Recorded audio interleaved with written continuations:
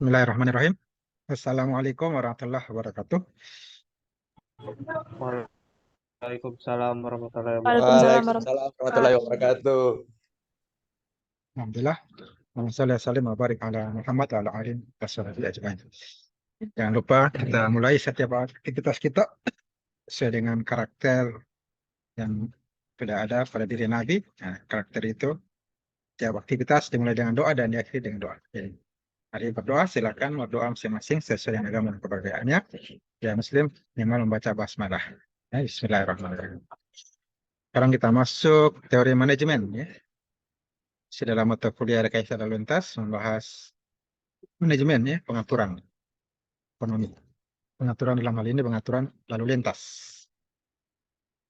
Nah, manajemen lalu lintas itu adalah pengelolaan dan pengendalian arus lalu lintas dengan melakukan optimasi penggunaan prasarana yang ada melalui peredaman atau pengecilan tingkat pertumbuhan lalu lintas, memberikan kemudahan kepada angkutan yang efisien dalam penggunaan ruang jalan, juga memperlancar sistem pergerakan. Ini ilmu manajemen.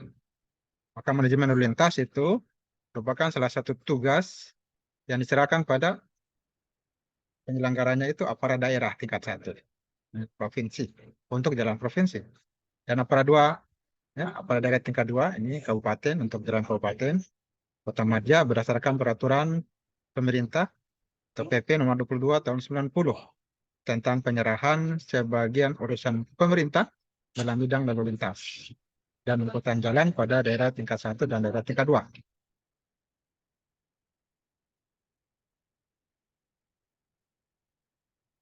Ini tujuan manajemen lalu lintas. Apa saja tujuannya? Yaitu untuk mendapatkan tingkat efisien dari pergerakan lalu lintas dan meningkatkan tingkat keselamatan dari pengguna jalan tentunya, melindungi dan memperbaiki kondisi lingkungan, kemudian mempromosikan penggunaan energi lain yang dampak negatifnya lebih kecil dari energi yang ada. Sasaran manajemen lalu lintas itu ada 2. Ini mengatur dan menyederhanakan lalu lintas dan melakukan pemisahan terhadap tipe, kecepatan, dan pemakaian jalan yang berbeda untuk meminimumkan gangguan terhadap lalu lintas. Dan kedua, mengurangi tingkat kemacetan lalu lintas dengan menaikkan kapasitas atau mengurangi volume lalu lintas pada suatu jalan. Ini sasaran dari manajemen lalu lintas. Kemudian pengendalian persimpangan. Nah, persimpangan juga perlu dikendalikan. Mana sebagian besar masalah terjadi di persimpangan itu menyangkut konflik pergerakan. Utamanya kendaraan yang membelok ke kanan, kendaraan yang membelok ke kiri dibolehkan langsung membelok, biasanya ya, membelokkan ke kiri. Kalau di look ini sudah tidak boleh, lampu merah. Dulu masih boleh, kiri langsung belok. Sekarang tidak boleh. Harusnya bisa membelok ke kiri karena tidak ada halangan. Nah, pemecahannya berupa peningkatan kapasitas persimpangan yang dapat dengan berbagai cara bisa mengurangi arus lalu lintas. Nah, untuk persimpangan itu ada beberapa jenis. Nah, pemilihan metode pengendalian itu tergantung pada besarnya arus lalu lintas dan keselamatan. Nah, ada 4. Ada 4 cara pengendalian, yaitu prioritas, kemudian lampu pengatur lalu lintas, ada lampu lalu lintas, bundaran, dan persimpangan tidak sebidang. Nah, kadang-kadang lampu lalu lintas digunakan pada bundaran lalu lintas, tapi bukan merupakan teknik yang baku. Hanya pada kasus tertentu saja. Di bundaran bisa dilihat di dekat Masjid Agung, di Taman Sehat. Itu ada bundaran, ada monumen Tipora, monumen apa? Yang mendapatkan penghargaan atas kebersihan. Untuk contoh bundaran. Juga di Bank Mandiri ya, bundaran. Jadi situ kelihatannya tidak ada lampu lalu lintas. Jadi ada beberapa caranya pengendaliannya, prioritas, lampu pengatur lalu lintas, bisa bundaran, atau persimpangan tidak sebidang. Persimpangan prioritas yang pertama, prioritas. Persimpangan prioritas ini yang paling sering digunakan. Hak penggunaan jalan pada persimpangan prioritas harus ditunjukkan dengan jelas, ada marka dengan marka dan rambu. Umumnya jalan utama mempunyai prioritas. Bila arus yang besar berada pada jalan kecil, minor, Apabila jalan utama tidak lurus, maka aspek efisiensi dan keselamatan perlu mendapat pertimbangan yang hati-hati. Untuk manajemen link dan akses, perlu pengaturan juga link dan akses. Nah, akses dan kecepatan, juga pengendalian akses berkaitan dengan akses. Akses dan kecepatan harus dikendalikan, diseimbangkan sebagai bagian dari hierarki jalan. Untuk Indonesia, jalan diklasifikasikan, tetapi secara praktis klasifikasi tersebut tidak terkendali. Nah, pengendalian akses ini salah satu unsur yang penting dalam jaringan jalan. Jadi perlu ada upaya untuk mengendalikan akses. Akses langsung ke jalan harus dibatasi pada jalan-jalan utama yang baru yang diizinkan bila memang akses tersebut tidak bisa dihindari. Kedua, akses jalan kolektor masuk ke jalan arteri ini dibatasi dan lebih diarahkan pada simpang 3. Kemudian yang ketiga, akses tidak diperkenankan pada daerah yang rawan kecelakaan. Seperti lokasi yang jarak pandangnya terganggu di persimpangan atau di persimpangan. Dan keempat, sedapat mungkin jalan harus berpotongan pada jalan dari kelas yang sama. Jalan yang kelas yang sama. Atau hanya sekelas lebih tinggi atau lebih rendah saja. Ini pengendalian akses. Aturan manajemen saja. Manajemen. Agar selamat ya, tidak terjadi kecelakaan. Karena itu perlu pengendalian ruas jalan. Pada arus lalu lintas yang lebih luas itu dapat ditingkatkan untuk kerjanya dengan menurunkan friksi yang terjadi antara kendaraan yang berlawanan arah dengan sistem jalan satu arah. Sampai menurunkan angka kecelakaan jaringan, upaya lain yang dapat dilakukan untuk meningkatkan kapasitas jalan yaitu dengan sistem arus pasang surut. Dalam hal manajemen ya, pengaturan. Dalam upaya meningkatkan keselamatan, meningkatkan kapasitas ruas dapat dilakukan dengan mengelola kecepatan yang sedemikian rupa sehingga efisiensi dan faktor keselamatan dapat ditingkatkan. Kalau jalannya laju bisa menimbulkan kecelakaan. Kecepatan perlu di-manage, diatur. Pada jalan tertentu kecepatannya sekian. Nah, lajur pasang surut. Nah, pada jam sibuk tertentu, volume lalu lintas masing-masing arah pada jalan arteri dua arah sangat tidak seimbang. Kondisi ini sangat tidak efisien karena kapasitas jalan tidak dimanfaatkan penuh. Oleh karena itu, lajur pasang surut merupakan salah satu alternatif solusinya. Pada sistem lajur pasang surut, satu atau lebih lajur lalu lintas dikhususkan, ya khusus untuk arus lalu lintas arah tertentu pada jam sibuk. Mana maksud dari lajur pasang surut ini adalah untuk memberikan tambahan lajur untuk arah yang punya arus lalu lintas yang lebih besar. Pada keadaan ekstrim, bahkan pada jam-jam sibuk tertentu, jalan dua arah itu dapat diubah menjadi satu arah. Jika kemacetan perlu pengaturan lajur. Ini jam sibuk pagi, jam sibuk bisa diatur. Nah, kendaraan lebih banyak ke sana, maka dirubah lajurnya. 3 lajur ke sana, 1 jalur ke sini. Di luar jam sibuk ya biasa, masing-masing 2 lajur, 2 lajur. Sore terbalik misalnya, lebih banyak arah ke sini, maka lajurnya dirubah lagi. 1 lajur ke sana, 3 lajur ke sini. Ini ilmu manajemennya, pengaturan. Inilah namanya sistem arus pasang surut pada satu koridor. Pasang surut. Lajur pasang surut. Seperti ombak itu, ada pasangnya, ada surutnya. Pengaturan kecepatan, nah, ini juga perlu dilakukan. Pembatasan kecepatan. Tujuannya membantu pengendara dalam memilih kecepatan yang sesuai pada jalan tertentu ya. Mana kondisi jalan tertentu, cuaca, lingkungan, nah ini akan berpengaruh. Diperoleh kondisi arus lalu lintas yang lebih baik dan bisa mengurangi angka kecelakaan. Perlu pengaturan kecepatan. Faktor-faktor yang mempengaruhi kecepatan, tentunya ada beberapa faktor. Sikap masyarakat, nah ini akan mempengaruhi kecepatan. Kecelakaan, lingkungan sekitar, jenis dan kondisi jalannya, tata guna lahan, kondisi cuaca. Jadi harus hati-hati. Kita menggunakan kecepatan, harus melihat kondisi jalannya, kondisi sekitarnya. Kalau tidak terjadi kecelakaan, ya, dan lain-lain. Berkaitan dengan kapasitas jalan perlu di-manage juga ini. Langkah pertama dalam memanage lalu lintas adalah membuat penggunaan kapasitas dan ruas jalan seefektif mungkin ya, sehingga pergerakan lalu lintas lancar. Teknik-teknik yang dapat lakukan untuk manajemen kapasitas ini, perbaikan persimpangan untuk meyakinkan penggunaan kontrol dan kometrik secara optimum. Ya, manajemen ruas jalan, lakukan pemisahan titik kendaraan, kontrol pada barang jalan. Parkirnya dikontrol. Masuk area traffic control. Batasan tempat membelok, sistem jalan satu arah dan koordinasi lampu lalu lintas. Aturan itu. Masih ada lagi pembahasan manajemen prioritas.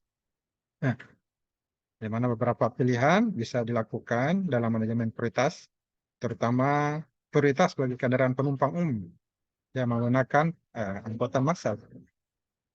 Kendaraannya bergerak dengan jumlah penumpang yang cukup banyak. Dengan demikian, efisiensi penggunaan ruas jalan dapat dicapai.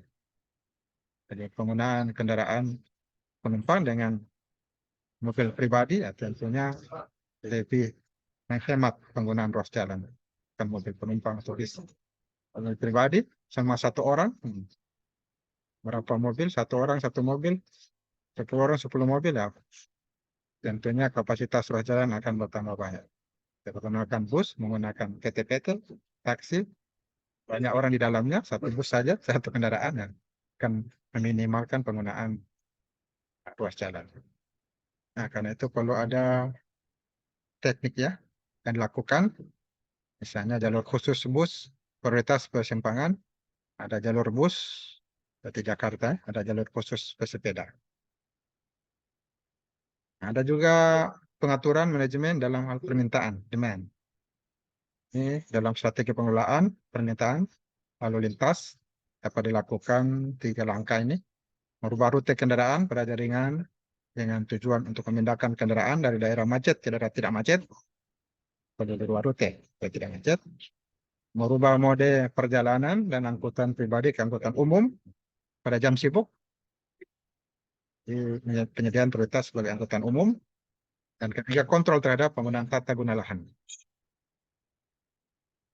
Teknik yang dapat dilakukan dalam manajemen demand ini adalah antara lain kebijaksanaan parkir, penutupan jalan, area dan kode lisensi, batasan fisik. Bahas manajemennya, pengaturan. Kemudian manajemen lalu lintas angkutan barang. Nah, perlu menjadi perhatian untuk meningkatkan efisiensi penggunaan ruang jalan angkutan barang dari dan menuju pusat-pusat distribusi atau pusat-pusat produksi barang. Aspek lain yang menjadi perhatian agar aman, lancar semuanya adalah lintasan angkutan barang di kawasan pemukiman harus sejauh mungkin dihindari karena bising. Nah, kebisingan ada getaran yang ditimbulkan oleh angkutan barang. Itu juga angkutan berat tersebut, demikian pula untuk angkutan barang berbahaya dan beracun. Yang harus di-manage dengan baik agar tidak terkena ke masyarakat. Apalagi kalau ada bom, C4, seperti yang terjadi di beberapa kota. Ada pengangkutan di di pelabuhan, meledak, hancur lah.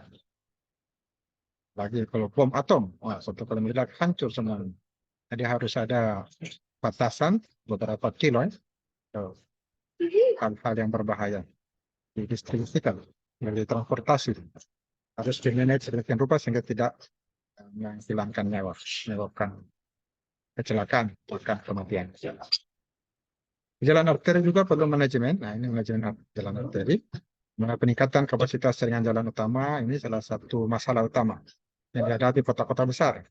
Karena itu upaya dapat dilakukan untuk meningkatkan kapasitas dalam jaringan jalan utama ini merupakan kunci keberhasilan dalam mengelola dan mengendalikan lalu lintas. Peningkatan kapasitas dimulai dari peningkatan kapasitas persimpangan, peningkatan kapasitas link jalan, peningkatan kapasitas jaringan menggunakan area traffic control system, ya sudah ada sistem kontrolnya lalu lintas, serta peningkatan kemudahan menukar di persimpangan. Perlu manajemen semuanya. Masuk lalu lintas daerah yang sifatnya lokal, ya, itu manajemen. Manajemen lalu lintas daerah yang sifatnya lokal ini lebih diserahkan untuk meningkatkan keselamatan sama daerah pemukiman. Karena ya biasanya di kawasan pemukiman banyak pejalan kaki. Ada anak-anak yang berjalan, yang bermain, bersepeda di lingkungan tersebut. Nah, metode ini di negara-negara maju dikatakan sebagai teknik menenangkan lalu lintas. Teknik memenangkan lalu lintas. Traffic calming. Traffic calming. Teknik yang dikembangkan untuk mengendalikan lalu lintas di kawasan daerah yang sifatnya lokal, ini lebih diarahkan pada pembatasan kecepatan, penyediaan fasilitas pejalan kaki, dan menciptakan suatu jaringan pejalan kaki sehingga lalu lintas yang masuk atau melintasi kawasan tersebut itu dapat melalui dengan kecepatan rendah, terpisah, dan lalu lintas pejalan kaki terpisah dari lalu lintas pejalan kaki. Nah, ini perlu manajemen ya daerah lokal. Ya, inilah materi kita pada kesempatan kali ini. Tentang lalu lintas berkaitan dengan manajemen lalu lintas. Sekian materi ini. Kemudian kita akhiri dengan materi karakter. Apakah Anda sudah memiliki karakter seperti yang dimiliki Nabi Zulkifli Salam? Dan kita memiliki akhlak yang baik, penuhi pendidikan tinggi tujuannya, dan tercipta generasi emas. Generasi emas itu 2045. Inilah kisah Nabi Zulkifli Salam, mana beliau adalah keturunan dari para nabi, dari Nabi Ayub alaihissalam. Dia diutus Allah Ta'ala kepada bangsa Arami dan Amori, yaitu kaum Rom, ya, kaum Romawi. Nabi Zulkifli Salam ini dipuji Allah Ta'ala karena memang orang yang sabar, soleh, jujur, dan amanah. Saat itu dalam daerahnya, dalam negaranya itu dipimpin oleh kerajaan namanya Raja Yasa. Raja ini sudah tua. Karena sudah tua, dia mencari generasi berikutnya yang akan memimpin negaranya. Dikumpulkan masyarakatnya dan dia berkata, siapa yang dapat menjalankan 3 tugas dariku, maka ia akan menjadi pemimpin. Nah, Raja Yasa menjelaskan 3 hal, yaitu yang pertama berpuasa di siang hari, sholat di malam hari, dan tidak marah. Puasa siang hari, sholat malam hari, ibadah sholat, dan tidak marah. Nah, semua diam, semua masyarakatnya tidak ada yang mau menerima syarat tersebut untuk menjadi pengganti raja. Dan Nabi Zulkifli salah satunya yang mengiyakan. Dia mengatakan, saya siap melakukannya. Kemudian Raja Yasa mengulang pertanyaan yang sama, dan tetap Nabi Zulkifli SAW yang menjawab, lalu ia diangkat menjadi pemimpin. Nah, tentunya dengan syarat dan ketentuan berlaku, yaitu puasa siang hari, kemudian beribadah, sholat malam hari, dan tidak marah. Dalam proses melaksanakan 3 perintah ini, tentunya tidak begitu ringan karena ada iblis yang hidup di dunia, dan setan. Maka mereka melakukan rekayasa agar Nabi Zulkifli tidak mampu melaksanakan 3 perintah Raja Yasa, raja saat itu. Iblis menyamar sebagai orang tua, dan dia melakukan tipu daya, membujuk dan membunuh terus Nabi Zulkifli alaihissalam agar tidak mampu melaksanakan 3 hal tadi. Nah, tapi atas pertolongan Allah Ta'ala, Nabi Zulkifli alaihissalam berhasil melaksanakan 3 tugas itu, dan dia mengalahkan bisikan iblis. Mengalahkan bisikan iblis. Nah, kalau ada bisikan-bisikan yang negatif, tidak ada orangnya, nah itu dari setan. Dan bentuk jin. Ada bisikan yang bahkan perkataan yang jelas, dan ada orangnya, itulah setan. Orang juga bisa setan, ya bisa jin juga setan. Dilihat daripada perkataannya, perbuatannya. Jadi seseorang itu dilihat dari sifatnya. Kalau sifatnya negatif terus, ya itulah setan. Sifatnya buruk, nah itulah setan. Maka kita harus hati-hati dengan berteman. Kalau berteman dengan tukang parfum akan harum. Berteman dengan tukang besi akan kepanasan. Nah, itulah. Perhatikan teman kita. Nah, apa hikmah pelajaran karakter yang bisa kita ambil? Yang pertama, mahasiswa harus memiliki jiwa pemimpin, ya, harus punya jiwa pemimpin. Nah, ke depan, mahasiswa setelah selesai kuliah akan ke masyarakat, dan ke depan bisa saja akan menjadi pemimpin di masyarakat. Karena itu persiapkan dengan memiliki jiwa kepemimpinan. Ya. tidak jiwa sebagai budak. Sekarang ini pendidikan kita diarahkan menjadi budak, hanya kuliah saja, tidak belajar kepemimpinan. Manajemen, akhirnya tidak tahu manajemen, begitu selesai hanya jadi pekerja, hanya jadi pegawai, hanya jadi karyawan, tidak bisa menjadi pemimpin.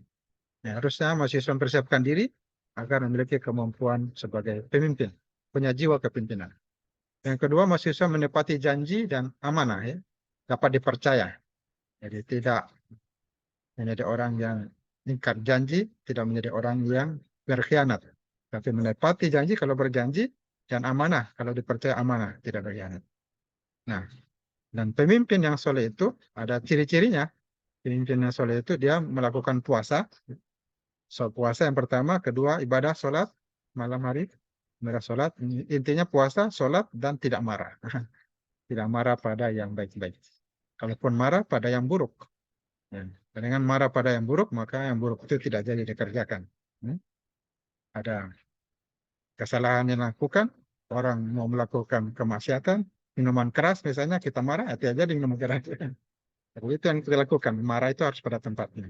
Nah, jadi yang dimaksudkan tidak marah ini adalah tidak marah pada orang yang baik. Inilah ciri pemimpin yang baik yang perlu kita siapkan pada diri mahasiswa dari sekarang.